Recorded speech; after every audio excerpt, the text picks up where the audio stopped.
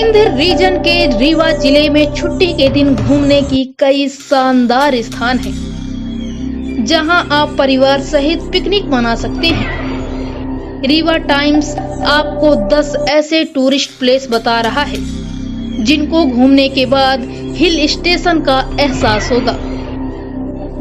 वहीं शहर से महज 12 किलोमीटर की दूरी पर मुकुंदपुर टाइगर सफारी में व्हाइट टाइगर के दीदार होंगे।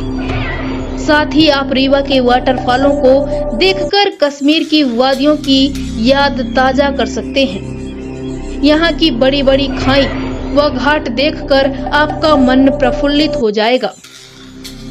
Mukundpur tiger safari Maharaja Martand Singh Judev white tiger safari Mukundpur सामान्य तौर पर प्रत्येक बुधवार को बंद रहता है। सफारी सुबह 9 बजे से शाम 5 बजे तक खुली रहेगी। इस बीच व्हाइट टाइगर से लेकर बंगाल टाइगर, हिरण, भालू, बारहसिंघा सहित अन्य जीव देख सकते हैं। रीवा शहर के दक्षिणी भाग में स्थित रानी तालाब भक्तों की आस्था का केंद्र है।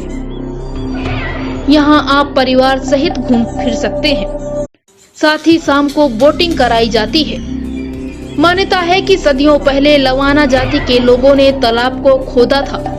तब रीवा राजघराने की महारानी कुंदन रक्षा बंधन के दिन पूजा करने गई थी, जहां वे प्रसन्न होकर लवाना जाति के लोगों के हाथ में रक्षा सूत्र बांध दिया।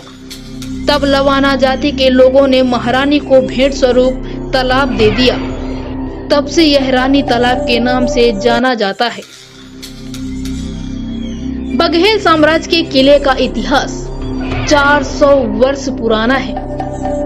कहा जाता है कि महाराजा व्याघ्रदेव से लेकर वर्तमान महाराजा पुष्पराज सिंह तक 35 पीढ़ियों का शासन रह चुका है। बाहर से आने वाले पर्यटकों के लिए रीवा का किला आकर्षण का केंद्र रहता है। इसके पीछे 2 नदियां हैं जो किले को प्राकृतिक सुंदरता प्रदान करती हैं। मुख्य द्वार भारतीय वास्तुकला का एक अच्छा उदाहरण है। यह पर्यटकों को आवास प्रदान करता है। इसमें एक रेस्तरां और एक संग्रहालय है। घूमने के लिए कैनन, शाही चांदी का सिंहासन, संग्रहालय हॉल का झूमर, हथियार गैलरी और सफेद बाघ गैलरी शामिल है। गोविंदगढ़ का तालाब। गोविंदगढ़ का झील रीवा जिले में प्रसिद्ध झीलों तालाब में एक है। गोविंदगढ़ पैलेस इसी झील के किनारे बनाया गया है। झील से घिरे होने के कारण गोविंदगढ़ पैलेस का नजारा प्राकृतिक दिखता है। कहा जाता है कि गोविंदगढ़ झील महाराजा रीवा की ग्रीष्मकालीन राजधानी हुआ करती थी। यह पैलेस रीवा 18 किलोमीटर दूरी है, जो 13,000 वर्ग मीटर के क्षेत्र में फैला हुआ है। यह तालाब पर्यटकों व पक्षी प्रेमियों के लिए स्वर्ग माना जाता है। कहते हैं कि यहाँ साल भर अनेक पक्षी आते हैं और इस झील में रहते हैं। केवटी फॉल। रीवा जिले का केवटी जलप्रपात भारत का 24वां सबसे ऊंचा झरना है, जो शहर से 40 किलोमीटर व सिरमौर से 10 किलोमीटर की दूर स्थित है। यह झरना महाना नदी पर बना है। इसकी ऊंचाई करीब 130 मीटर है। केवटी जलप्रपात अपनी आकर्षक सुंदरता से ट्रैकर्स और पर्यटकों को अपनी ओर आकर्षित करता है। बताया गया है कि इस झरने पर यूपी और बिहार के लोग सबसे ज्यादा आते हैं। रीवा से सड़क के रास्ते सिरमौर पहुंचकर यहां जा सकते हैं। पूर्वा फॉल। रीवा शहर से 25 किलोमीटर व सिमरिया कस्बे से 15 किलोमीटर पहले पूर्वा फॉल टमस नदी पर स्थित है। इस झरने की ऊंचाई करीब 70 मीटर है। क्षेत्र की प्राकृतिक सुंदरता के कारण वर्ष भर हजारों पर्यटक आते हैं। यह स्थान सबसे अच्छे पिकनिक स्थानों में से एक है। हिंदू महाकाव्य रामायण में भी इस झरने का वर्णन मिलता है। वर्ष भर लोग घूमने फिरने व जन्मदिन की पार्टी मनाने आते हैं। पूर्वा फॉल से लगा बसामन मामा धाम है। ऐसे में वहां आने वाले लोग भी यहां पहुंच जाते हैं। चचाई जलप्रपात। चचाई जलप्रपात मध्य प्रदेश के सबसे बड़े झरनों में से एक है। यह बीहर नदी में 130 मीटर से अधिक ऊंचाई पर स्थित है। रीवा चचाई जलप्रपात की दूरी 46 किलोमीटर तो सिरमौर से 8 किलोमीटर की दूरी पर स्थित है। बीहर नदी आगे जाकर तमसा नदी में मिलती है। इस झरने की खूबसूरती बारिश के मौसम में ही देखने को मिलती है, क्योंकि इस झरने के ऊपर एक डैम बनाया गया है।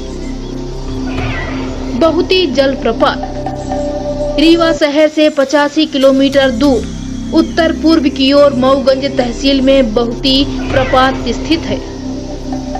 यह सेलर नदी पर स्थित है। इसकी ऊंचाई 198 मीटर 650 फीट। इस प्रपात की गहराई 465 फुट है।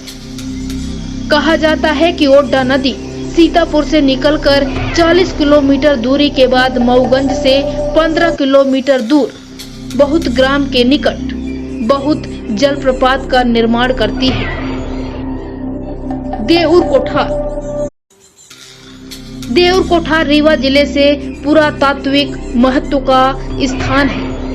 यह अपने बौद्ध स्तूप के कारण प्रसिद्ध है, जो 1982 में प्रकाश में आए थे।